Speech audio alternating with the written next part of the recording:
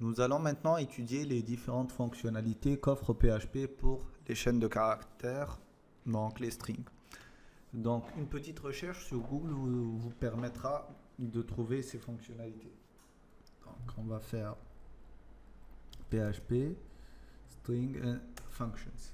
Donc le premier lien que nous trouvons, c'est le lien du site php.net. En fait, c'est le site officiel de PHP et on peut appeler ça la Bible de PHP.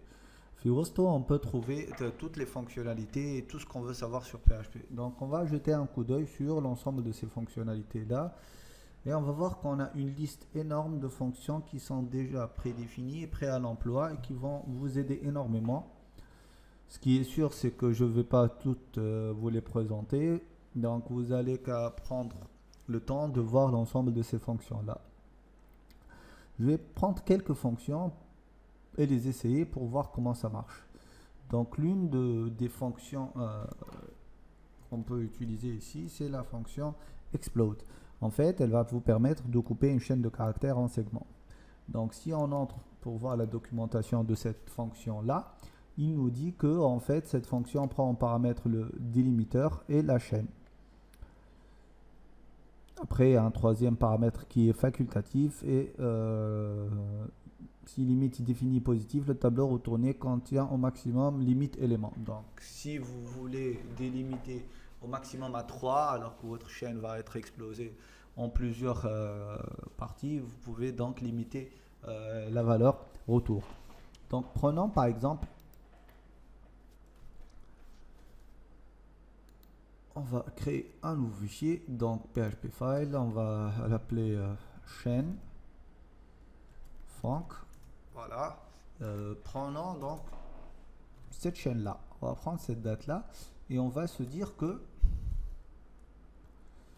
on a une variable qui s'appelle date et qui va prendre comme valeur ça. Et que réellement votre func, l'affichage que vous voulez avoir, en fait, ça va être quelque chose de ce type-là, 04, 07, 2018, ou bien l'inverse, c'est comme vous voulez. Donc, l'idée, c'est d'avoir au départ, on va lui dire, tu vas nous mettre dans la variable $date explode, on va l'appeler comme ça, et on va lui dire, tu vas nous exploser notre, pardon, un second, donc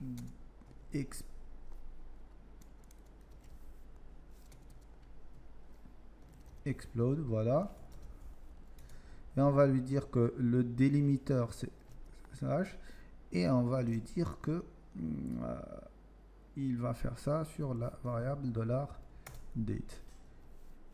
On va lui dire de nous afficher $date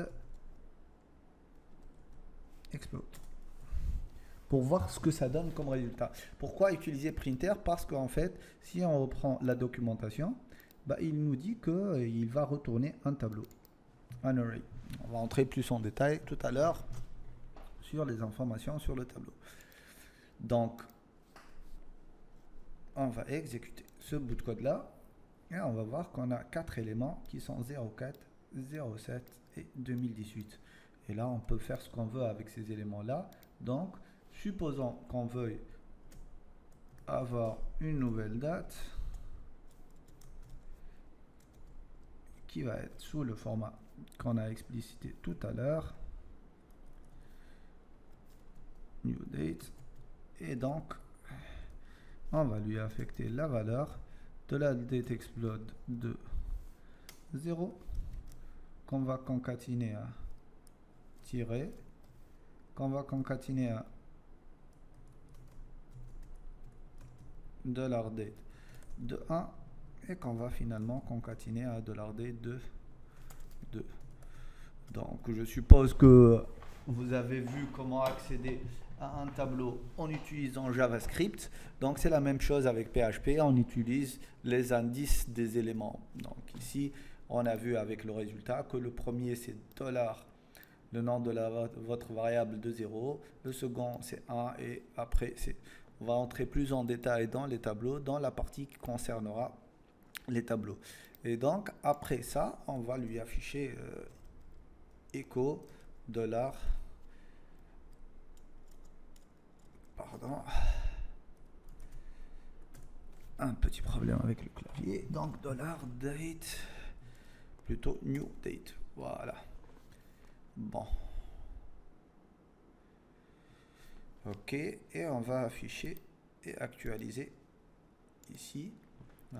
Et là, on a notre date avec le format voulu. D'accord? Et donc, il va y avoir plein d'autres fonctions qui sont très utiles et que vous pouvez utiliser comme vous voulez. Donc, par exemple, on peut avoir l'opposé de explode, c'est implode. Donc, on aurait pu, dès le départ, rassembler les éléments d'un tableau d'une chaîne. Et le glue, en fait, c'est l'élément qui va le rassembler. Donc, on aurait pu éviter ce qu'on avait fait tout à l'heure en utilisant tout simplement implode. Notre glue, ça va être tiré. Et on aurait besoin de notre tableau qui contient l'ensemble des éléments. Et hop, si on actualise, logiquement, ça devrait le faire.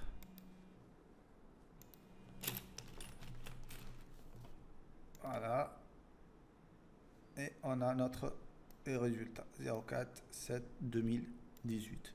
Donc ça marche des deux côtés. On peut faire un petit explode pour décomposer une chaîne et un petit implode pour la recomposer un ensemble d'éléments d'un tableau.